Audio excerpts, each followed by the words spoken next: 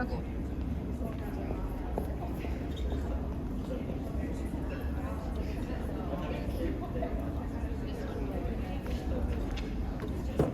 I'll get two. Just bring them all, Taylor. Just put them right there. Just bring them all, Taylor. Okay, good evening, everyone. Thank you so much for being here. I'm Lindsay Melander. This is Angela Holland. We really appreciate you coming out to our first fall PTO general meeting kickoff. We have had a great start to the year so far. Events such as Imagination Fair, which was amazing participation, as well as the annual fundraising gala, which totally blew our minds. You guys are so generous. We're really, really lucky to be a part of this community that cares so much and is so generous with their time, talent, and finances. We just appreciate you. Currently, Sharon Norlander is just finishing up her European journey of finding us some more interns for next year. She's amazing, and she said she has a great group that she's found. She has also found us a replacement 4th grade intern who will be here in January. Everyone who has a 4th grader will be extra excited. Let's see. Oh, as you guys all know, I'm sure the intern group this year is absolutely amazing. They're very engaging. They just want to be part of our community. The kids are having an amazing time with them. We are getting close to Rally Month, so if anybody would like to host, we are looking for 56 families. And if you are not up for being a host family, we are also looking for some partner families. Okay, we do have a couple of volunteer positions open still, so if you are interested, please come up and talk to Angela or I after one being a co-chair for La Kermesse, our annual carnival, which is in May. We would love to have you, as well as a couple grade level yearbook coordinators for kindergarten, 2nd and 4th. So just let us know. Also, going into this next year, we have some bigger PTO roles that are going to be becoming available, or the opportunity to shadow the person that's currently serving. So if you have any interest in getting more involved with the PTO, please again, let us know, and we'd love to have you. Does anyone have any questions for us quick before we introduce our speaker? Okay, we'd like to introduce Michelle Franchu. She is the owner and president of Life Development Resources and the co-owner of 3D Response. Thank you so much, the two of you. Happy to be here tonight. So a little bit about my background. Most important thing as we launch into this evening is I am the mom of 6 kids in a blended family. So I've seen a thing or two. So my kids, they range in age from 31 down to 19. I have 4 extremely high-achieving young women, and I have 2 sons, both of which are special needs kids. So again, there's my personal background. Professionally, I've been a clinician for over 25 years. I've spent my career working with complex, high-risk kids and families. I have worked all over the metro area. Currently working on a project actually in Ghana to help people there as well with their mental health. My agency, Life Development Resources, has about 65 clinicians. We are all experts in our subcategories of what we have chosen to specialize in versus more of a generalist practice, which is actually mainly what we have here in the Twin Cities. And then I also am co-owner of a company called 3D Response, who is actually engaged with Edina Public Schools on a broader sense right now. And that is a school safety company. So I provide threat assessment and support for high-risk kids. And then the rest of my colleagues provide physical safety features in schools. So a little bit about me. So as we get going on the presentation, if you want to jot down questions, I am more than happy to answer all of them at the end. And yes, it's really nice to have an empty house. Yeah. So today we're going to be talking about children and anxiety. And I think as we enter into this discussion, one of the things we need to be aware of is this is post-pandemic times.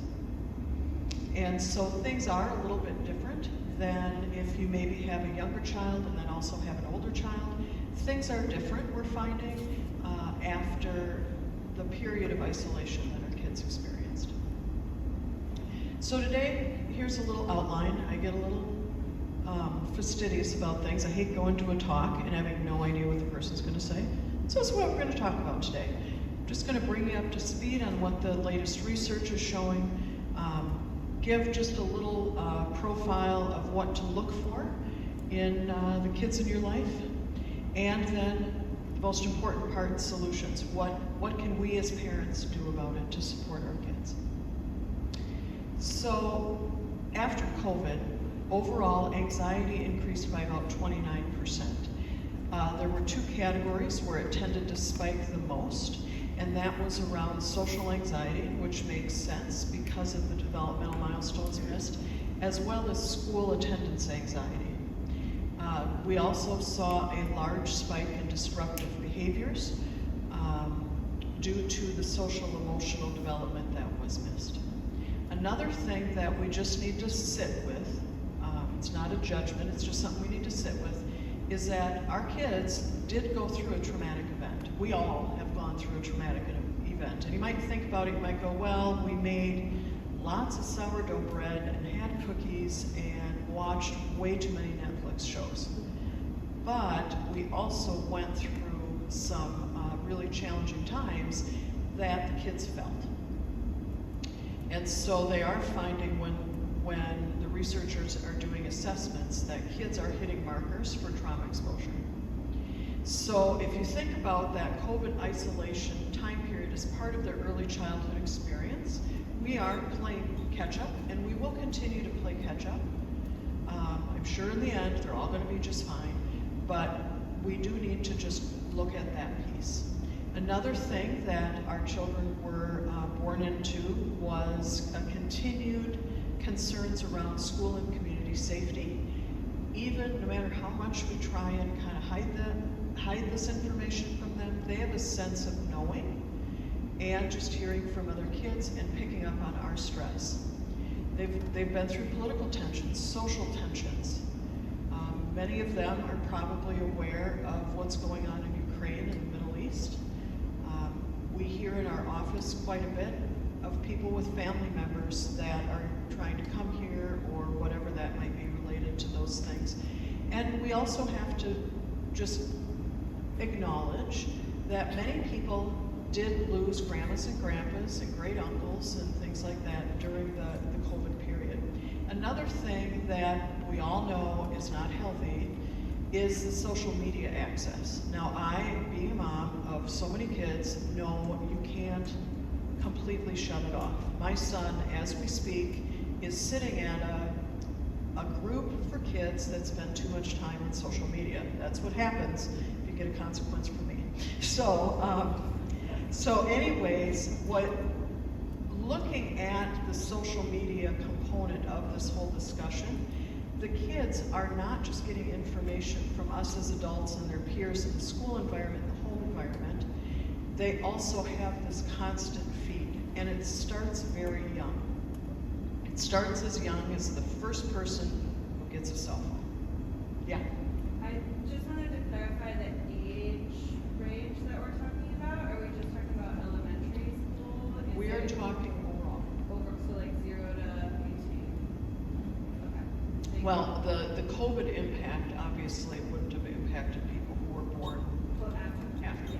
But other than that, actually the age range that is showing the most significant impact from COVID is current elementary school students. Great question. So, a thing to just bear in mind as we dig into this is remote learning, the digital divide. It's another way where there's socioeconomic differences between peers due to access to technology, rise in mental health, missing extracurricular activities, not to mention the curriculum adjustments and developmental changes. So there's some other triggers that could be impacting anxiety in our kids. One of them could be our own stress. because we are the grounding force for our kids in our homes. And so if we are experiencing lots of stress, they feel it. Kids are the barometer of the home. So am I saying, okay, everybody, fake like you're not stressed out or feel super ashamed if you're carrying around a lot of stress? No, I'm not saying that at all. We're all going to go through periods of challenge. But it's important we do something about it if we are noticing that we ourselves are struggling with anxiety, which is very normal. We also, being a person that currently I live in Eden Prairie, but as a person who has been in Edina since I was 15 years old until I moved to Eden Prairie, we have some unique pressures here in this city with our community norms. Baseline in Edina, Eden Prairie, Wayzata, some of these communities in our area is very different. Like the baseline of what a good student is quite different in this area compared with other parts of town. And that can be unique. Kids also just naturally tend to have really high standards for yourself.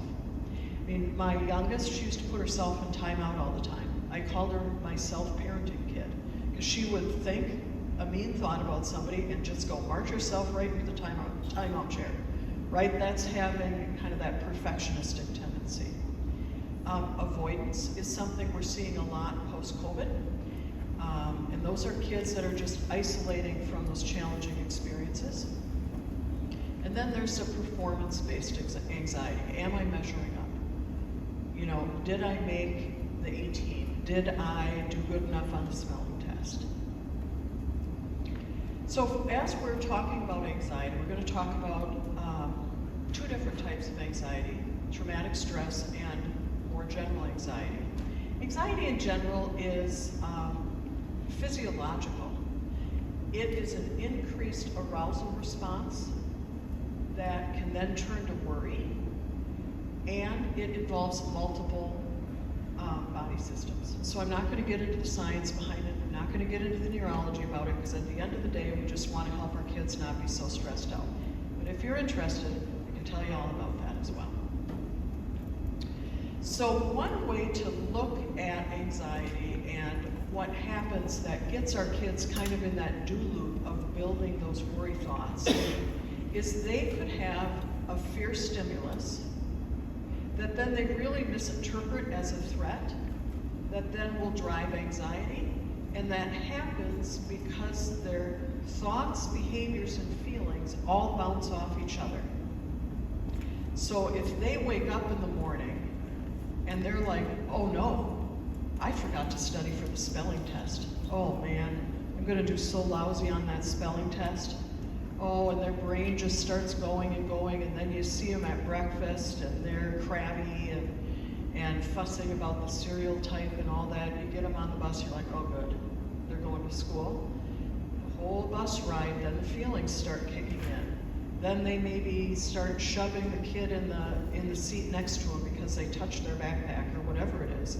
So now those thoughts have turned into feelings, have turned into behaviors, and the behavior is going to cause them to feel bad about themselves, which then is going to get the thoughts going. So by the time the spelling test comes, the child is so dysregulated, it's a self-fulfilling prophecy, and they don't do as well as they could have, not because they didn't know the word, but because of their own internal processes. So we want to come up with tools to jump in there and stop that process. Now, anxiety is a very important thing. It keeps us safe from when tigers run after us, right? It's fight or flight. It's the body's natural alarm. It is used to motivate us. We all use it as parents to get kids to do what we want them to do. But sometimes that alarm system gets set to a higher level of sensitivity. Now, for our kids who have gone through the COVID experience, the majority of them have that higher set point. It doesn't mean that we can't teach them to downregulate, but they're naturally at a little bit of a higher set point. So what we want to do with our kids is teach them what's a true alarm and what's a false alarm, and how do they tell the difference. So if you can get them to talk about what the feared situation is, and then notice, just observe, don't judge, just observe. Did something bad actually happen? And then for when they realize it's a false alarm, practicing the coping skills we'll get to is something you can do with your kids that will really help control the anxiety. So one tool you can use to frame anxiety in kids is green, yellow, and red lights. Okay, so green light, you're feeling good, you don't have any anxieties, it's Saturday morning, you're watching your cartoons and mom and dad aren't up yet, right? Everything's good. The yellow light, that's that anticipatory anxiety. Might be small worries, it might be obsessional thoughts like I was talking about with the spelling test, it might be a sense of dread. And then the red light is an acute alarm. It could be completely justified. You know, a car buzzes by them real fast and they were going to cross the street. That's healthy anxiety, right? Or it could be more panic symptoms or re-experiencing of traumatic events, which is less helpful. So we're going to talk a little bit about traumatic stress. And what we're noticing is some kids are more sensitive because of the COVID experience. So what you can watch for and just take a look at, like don't go down the reading everything on the internet and do a doom spiral, right? But just consider if you're noticing that your kid is having kind of the sense of hyperarousal. They always seem like they're on pins and needles. Or they appear like they're re-experiencing a traumatic event. I know that there's some people in this room whose kids were playing golf when the active shooter was at the golf course this summer. It might be the child drives past greens and instead of going, oh, I love golf, Mom, can we go golf? They might start talking about, oh, do you remember that time we had to run and hide, Mom? That was really hard, that was scary. Is that man going to come again? Avoidance would be avoiding going to the golf course at all. And then you also would notice in younger kids, it tends to look like irritability or really impulsive behavior. So some other hyperarousal components is they're angry, they're irritable, they'll jump with loud noises, difficulty sleeping outside of the normal 5-I-1 drinks of water. It would be you just can't get them to settle. And they have difficulty concentrating. Often ADHD is actually an anxiety response, so you really need to dig in. Avoidance, you know, they're just always, that baseline is a little bit higher. They might have nightmares, flashbacks. Flashbacks do kind of look like what they look like in the movies, but in a child, it's more subtle because they'll just hold on to little pieces of the experience. And it can be triggered by the senses. Also, somatic experiencing is something that all of us will do. I remember when I was in elementary school, I was bullied. And so what I used to do is I had a stomachache every single day when I got on that bus. Now in retrospect, you know, at the time they thought that I needed horrible medicine and all this stuff. It was anxiety. I did not need to drink all of those medicines that I had. Doctor, that's long retired. So changes in mood, again, it could be anxiety, it could be guilt and shame, sadness, anger. Another thing we need to look at, and this group of tools I think is really helpful if you're volunteering with a school, if you work with the school. This is a perspective that the schools will often take when working with kids with disruptive behaviors. We're going to talk about the 4-factor model. Kids are a barometer. There's a reason they're acting the way they are. There's the child characteristics, parent, situational, and family stressor components. So the child characteristics could just be temperament. We all have a genetic predisposition that makes us interact in certain ways in our family and our community. Could be a child's health, could be a learning disability that hasn't been caught, could be a mental health issue that hasn't been caught, could be physical characteristics. If you have a child in a home where the father was maybe domestically violent. Now the mom has to raise this child. Every time she sees a child that looks just like the dad, she might interact a little bit different. It's not the kid's fault, but it's just a natural response that can make things a challenging fit. No judgment, just a challenging fit. And then there's the parents. We have our own genetic makeup and temperament, our own mental health concerns, our own health, and our own family of origin issues. One of the kind of jokes we have when, as therapists, is bad therapy jokes, we'll like call out each other's family of origin issues. We'll go like, oh, there it is, that's the dad thing. So, it's behind the scenes. So, to get a little bit more technical, there's a model called the biosocial theory of emotions, and this is supported by about 30 years of research. And there's a grouping of individuals that we like to call super sensors that are biologically more vulnerable to emotions. They're just more sensitive. It's just a different type of gifting. They maybe have higher emotional reactivity, and then they just are a little slower than average to return to the emotional baseline. So this is my youngest daughter. So she can read a room. She'll always has had really big reactions, whether it's joy or being upset.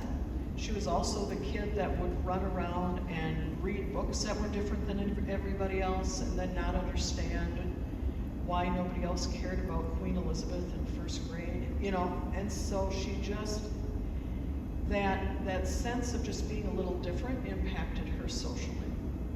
So then if you're in a social environment that invalidates your private experiences, so my daughter's obsession with Queen Elizabeth and all the other kids thought she was weird, and the grown-ups kept telling her she was a princess when she'd wear Queen Elizabeth regalia all the time.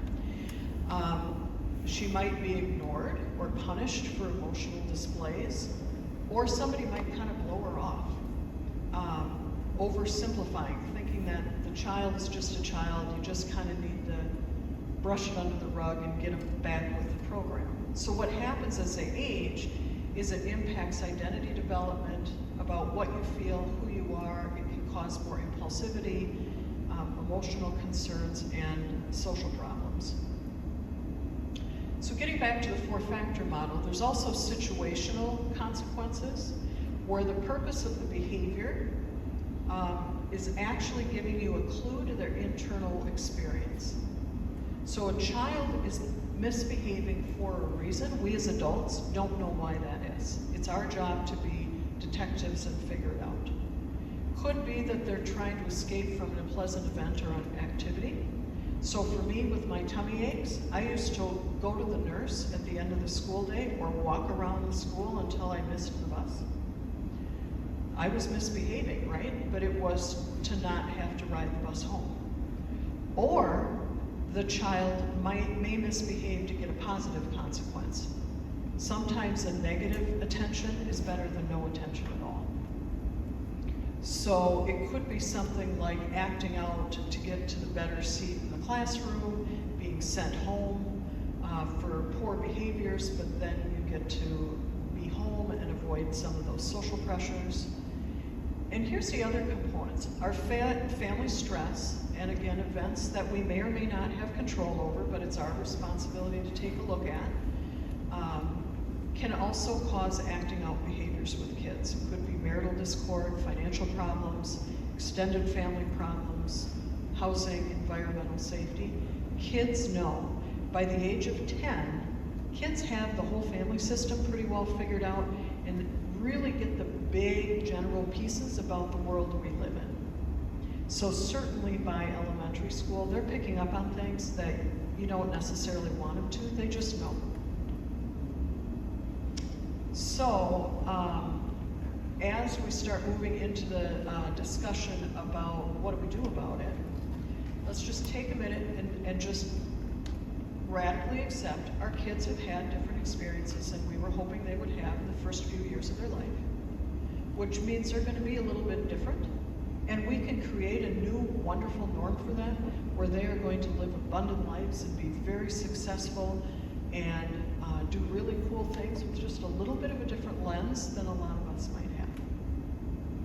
Think about the people with parents in the Depression, how they were a little different if they grew up in that same kind of thing. So what can you do as a parent to support your child? Adjust your expectations to who they are and where they are developmentally, instead of trying to be in that internal conflict of getting them to catch up to where you think they ought to be. Each child is unique and they have their own trajectory. Now, my oldest daughter is a molecular geneticist who started her own biopharmaceutical company, and she has her doctorate. My third child down has Down syndrome. There's different expectations. He overflowed the bathtub yesterday and dropped my kitchen ceiling, and I'm entertaining in a week and a half. That's okay. He got confused. You want to empathize with their feelings, with validating their emotions. That doesn't mean you're validating their behavior. So it would be validating by saying, oh, I see that you're feeling upset right now. That must be hard. So it's not justifying your behavior. You also want to give your child space to talk about what's upsetting them. That's the old driving in the car trick. Tends to be the most effective for playing Legos or playing a game. And don't rush to fix their difficult emotions. This is their time to practice, so that when they're adults, they have the resources to fix their own difficult emotions. If you find that you're wanting to run in and fix, or you're wanting to say, why isn't my kid doing what the kid down the street is doing, just take a step back, relax, it's going to be okay, and identify what developmental goals you need to work on. And you never want to pick more than 2 or 3 goals, because nobody can track more than that anyways. So you're just strategically picking a couple things. And then find opportunities for practice. So maybe if your child needs some work on sharing and cooperating with others, pay a little bit more attention at soccer practice and tell them, hey, you did a great job passing that ball. So you're reinforcing your goals you've established right away. And then don't sweat the rest. I know I'm talking in Edina, I grew up here, but seriously, don't sweat the rest. They will meet their developmental milestones in their time. And it's okay that the kids experience consequences for maybe not being on their best behavior. It's better they learn everything they can in your house than when they're at school. So, what else can we do as adults? Because we have our own work to do, right? We can normalize relaxation and calming strategies are for everyone, not just the kid that is expressing their anxiety. So it becomes a family thing. So one of the things that I've noticed it has been really cool in my family is another one of my sons has autism. And so we did a lot of behavior management for him, and a very specific skills, some of them that I'm talking about today. What happened is I was repeating and repeating and repeating the skills because everybody else learned it. And so the typical kids are very effective at managing their emotions because of the size of his. So 2 key things when we're wanting to support our kids in their mental health is relationships in and outside of the school setting. We, at the elementary school level, are still the primary relationships for our kids, but those secondary ones, it's not too far before they're in middle school and high school and then gone, where those other relationships are important. So being involved in activities and assisting them in and out of the school setting is important. And then structure and routine. My last name is Frauenschuh.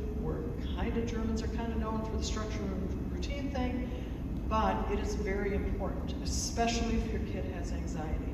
If they know what to expect, they will perform more effectively. So now we're going to start talking about specific techniques that you can use at home to support your kids. So the first thing we're going to talk about is mindfulness. I'm not going to make anybody do yoga, we aren't going to awkwardly breathe together either as we go through this experience. But the concept of mindfulness, while it is a trendy word right now, it is living intentionally in the present moment. And you're not wanting to judge that moment or reject that moment. You're just intentionally being aware. And you're aware that that moment is fleeting. So to give you an example of what that looks like, in this moment, we are sitting in a school gymnasium. It's great. We have the overhead lights. I'm speaking, you guys are sitting there. It's a little cool in here. We maybe haven't had dinner yet, we're a little hungry. You're observing those things and you're letting them just float on by. That's a concept you can teach your kids, which will dramatically transform how they handle situations. So here's a few different things that I will do with my kids and my clients with mindfulness that can change their mood like this, which some days is really important. So the 5, 4, 3, 2, 1 exercise is, let's say they're melting down, you're waiting for the doctor to come in, you know they're gonna have to get a shot, it's gonna be a long afternoon, right? So you wanna keep them as regulated as you can. What are 5 things you see in the room? What are 4 things you can touch? 3 things you hear? 2 things you smell? And 1 thing you taste? What I do as a mom is I always have little mints or little candies. And for my special needs kids, they start ramping up. Oh, look at that. You wanted something to taste? What does that taste like? Switches the mood. Another thing you can do is called body scan. So if they're being really anxious and you're wanting to get them to get a little bit more in touch with your body, you say, where are you feeling that in your body right now? Oh, your tummy hurts. Okay. Let's just observe that. You can do guided imagery. It doesn't have to be some, weird, calm British voice that you find on YouTube. You can just do guided imagery about a story when you were up at the cabin and how much fun it was to feel the water on your face when you got to go tubing with Grandpa pulling you on the boat. You're doing guided imagery and calming them by telling a story. You can do yoga. And you want to teach them to be mindful of their current emotion. They experience it, you have them pay attention to the body, you have them recognize I am not the emotion, that's separate from me, and you practice accepting it as it is. Another thing that you can do, I just gave you a list of these. Breathing exercises, again, I'm not going to make anybody do any of them. I've been to too many trainings like that. But what I like to do with littler kids is just say, look, here's my hand. Let's blow out the 5 birthday candles, and then you have them blow each one out. And then you have it be a little bit slower each time, and it'll settle the breathing. So you guys certainly look up online afterwards if you want to see what some of those other techniques are. Then there's progressive muscle relaxation. And of course, we're not going to say, well, now, kids, we're going to do progressive muscle relaxation. We have some fun names for it.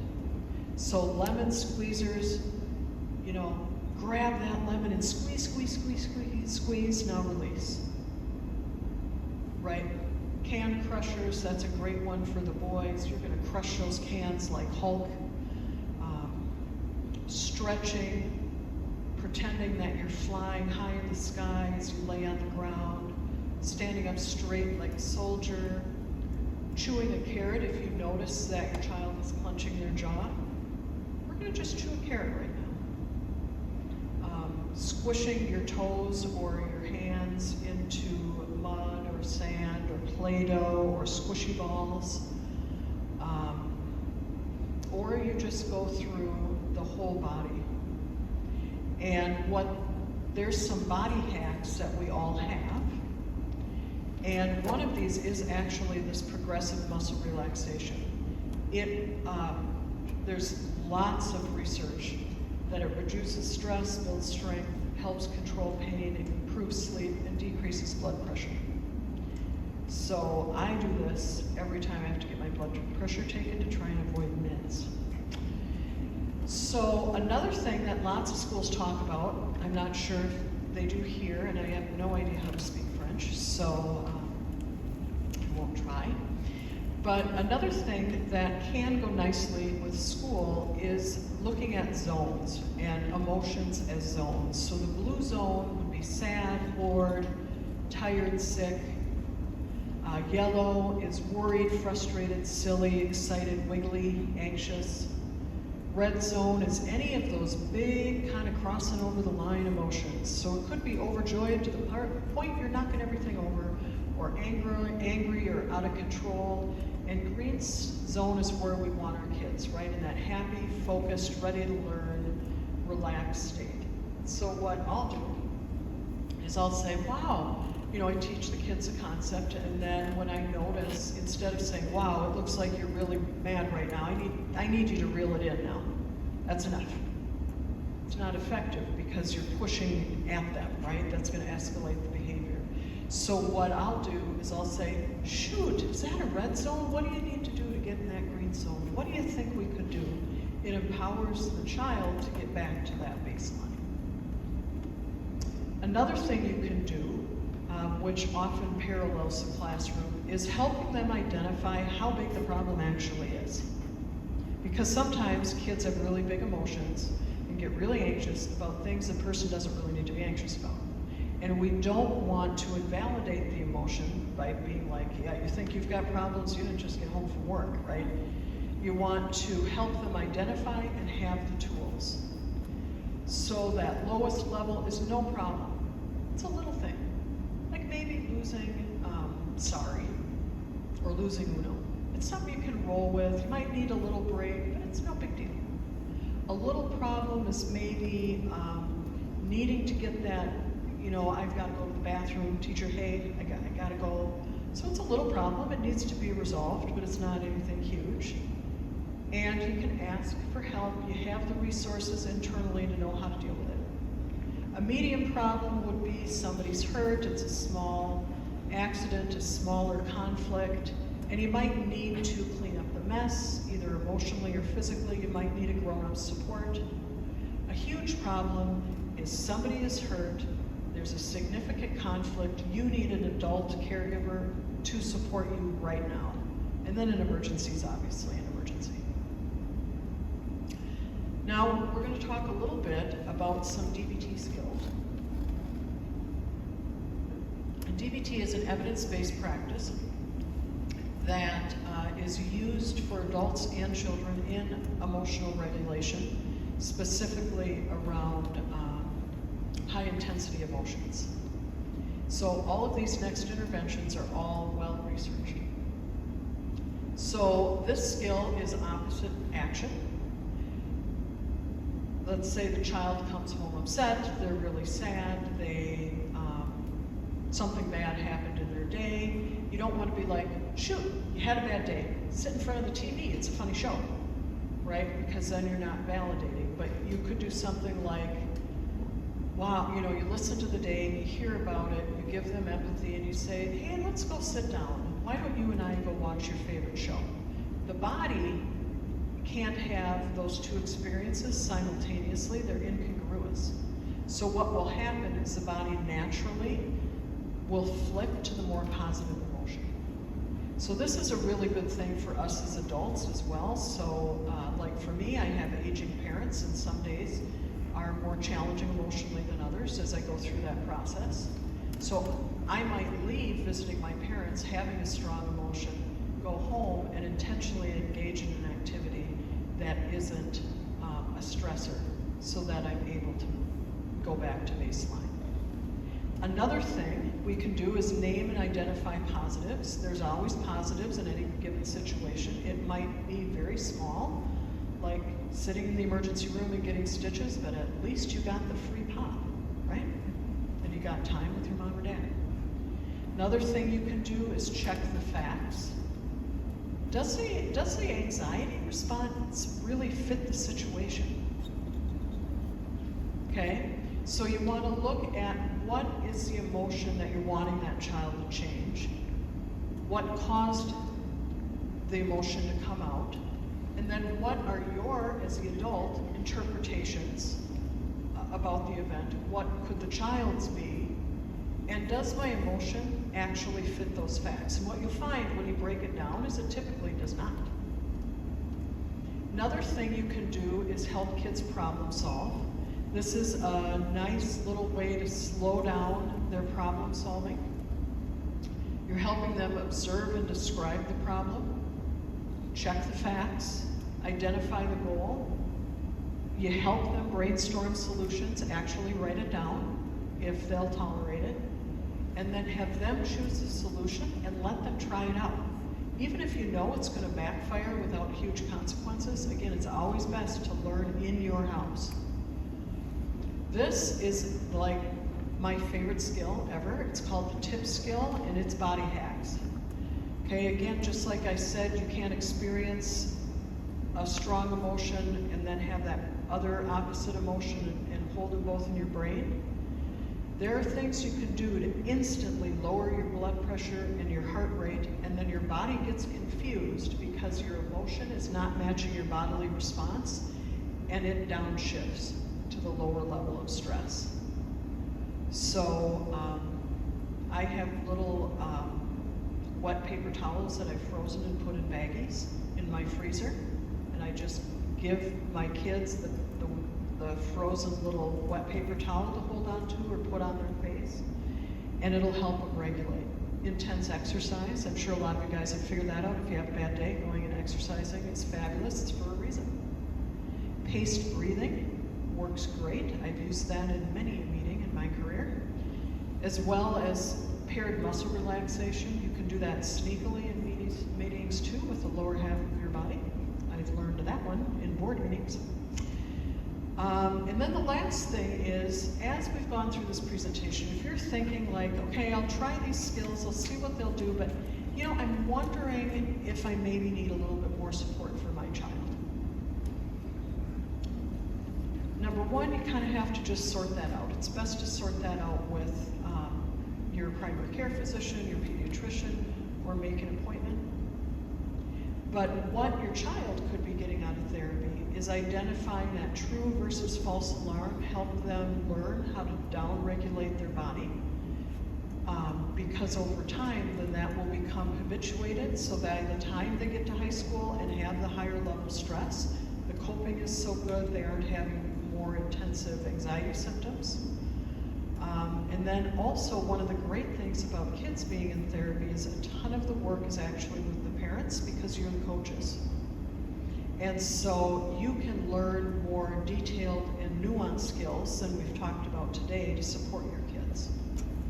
So how do you know if you found a good therapist or not? This is actually a very tricky thing to figure out. Because one of the hard things about our field is we are paid the same an hour, whether we see worried well problems or whether we're doing some really heavy lifting. So there aren't a lot of people in the nation that really, really specialize in kids to the degree that we can. So for me, I was trying to find the specialists. So what I would look for is a clinic that says that they provide advanced training of their staff. So what I would do is I might go look at they'll all have like their little hiring tab on their website. They'll outline what they're gonna do. So if you see advanced trainings offered, that's a sign that that clinic is doing a little bit deeper work. And then the other thing you want to look for in a therapist is specialization in evidence-based practice. Some of the terms are 0 to 5. It's actually a specific modality for kids birth to 5. Tends to be kids that maybe are through the foster system. Also ABC is that same age group. Parent-child interaction therapy. This, you actually have the therapist in your ear and you go play with your child and help the child reach their goals. Practicing in the office with the therapist in another room, coaching you. And then you practice more at home. TFCBT, that is a specific trauma modality for people who have experienced single incident traumas. So like, let's say your child was in a car accident, something like that. DBTC, I talked a little bit about that before. If you're looking for a play therapist, they do amazing work, and the new research is so cool. But a registered play therapist is different than play therapist. It actually is 2 additional years of education. So you're looking for that registered play therapist. And then children's EMDR, and that's a specialized trauma modality. So in the end, as we wrap things up, we've all been through a lot in life. And sometimes the best thing we can do is practice the skills that we've talked about today ourselves and continue our own growth so we can be the best parents that we can be, while dialectically holding the fact that we are going to mess up every day. And that's part of the process, and that teaches kids resilience, and that's okay. And then we want to model good habits for them, to reach out to others when they need support. And school, community, family, we're all one big team, and we need to work together.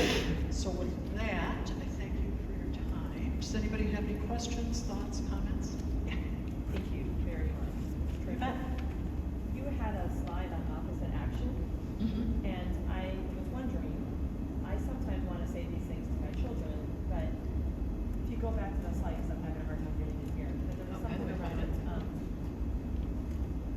Oops, missed it. There it Okay. is, right? So if I have a child that wants to do one of those things, withdraw, attack, or fight, and I know what the opposite action is that they should try, if they don't want to do it, what's that, when they're young, what is our responsibility to say, I can reach out to a parent, so we can reach out to a friend, I'll set up a play date, versus having them accept and come to that agreement that they want to do that? Great question. I would look at it as, where is my child developmentally and what's the next step? Right, so if you think of them riding the bike and how many times you had to push them before they started to pedal, it's the same thing. So for your child, let's use your example you had of they're lonely, they want to do a play date, it might be too early. Maybe you start out with, yep, I'll call the mom, we'll get it set up. Next time, why don't you and I call? Okay, now this time, why don't you play at that other child's house? And you just break it down into little tiny steps where they can have success at each practice. And then usually that'll take care of it. But sometimes it's little steps. But then I'm a mom of 2 special need kids with no ceiling right before Thanksgiving. So, One of the things about being nervous, wanting to run away, is common as they're younger in sports. But having them face the situation, at what point is pushing them too much versus and allowing them to not do it versus face the situation and be brave? I think it really depends on you know your child best. And so I think it depends on the child. I mean, what I always did and what I recommend is if you sign up for something, you made a commitment to your team, you follow through to the commitment with your team. And if you have a situation when they're little like this and they're trying lots of different things, if you realize, and I remember this a couple of times with my kids, where you realize this is just not their deal, and maybe they never are going to be a striker. They might do great on defense.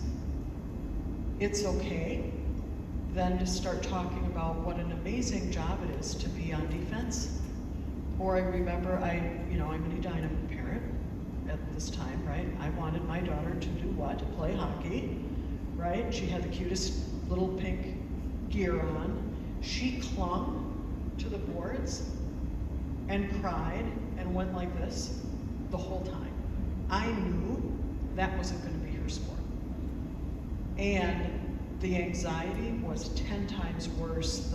I don't want to get kicked in the shins. I don't want to go to soccer. It was a whole different level.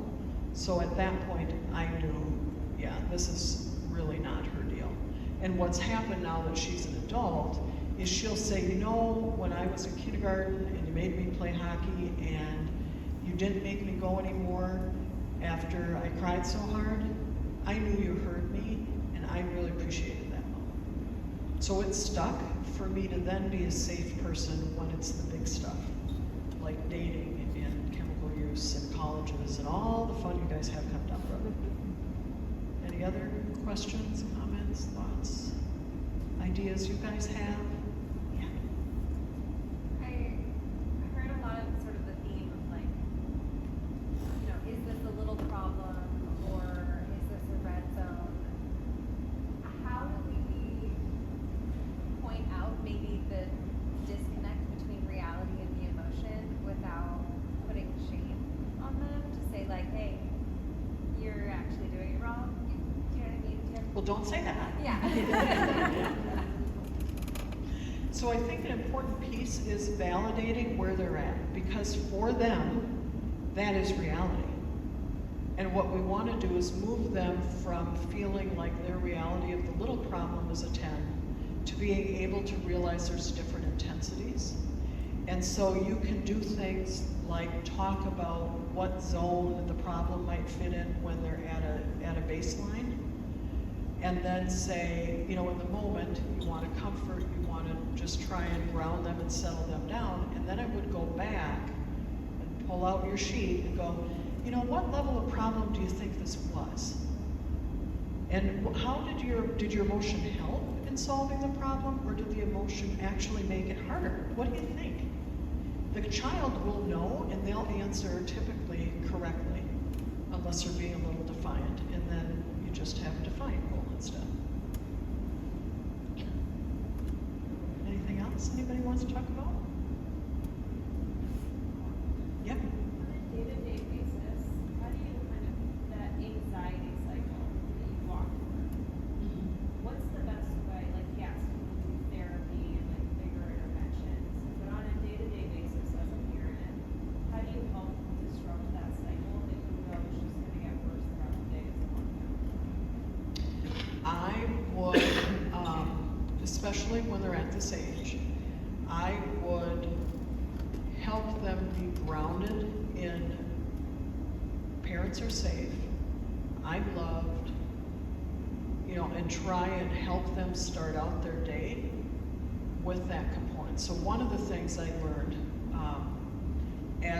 you learn this as a therapist and as a parent with kids with big responses, and by the way, all of my girls are anxious. So, is I would calm my own body, because the child will regulate to you. Now, are you going to do it perfect every day? Absolutely not, because you're ready to pull your hair out too and you're late, and you're going to be late for your meeting and whatever else. But if you can calm yourself, even if it is just a calm tone of voice, and then you talk through, you know, where you're seeing they're getting caught, let's say in their thought, I'm going to do bad on this test, I'm going to do bad on this test. I might say, wow, it sounds like you maybe are worried. What could you do to tell yourself that you could do a good job? Let's just try it. It's just an experiment. It's okay. And so it's disrupting the thought pattern to give them something else to think about. And if it gets really bad, that's when you use the tip skill. Nothing wrong with giving your kid a popsicle, getting somewhere, because it calms them down. Anything else? Thanks so much for inviting me to come. I appreciated being here and hope this was helpful. Thanks.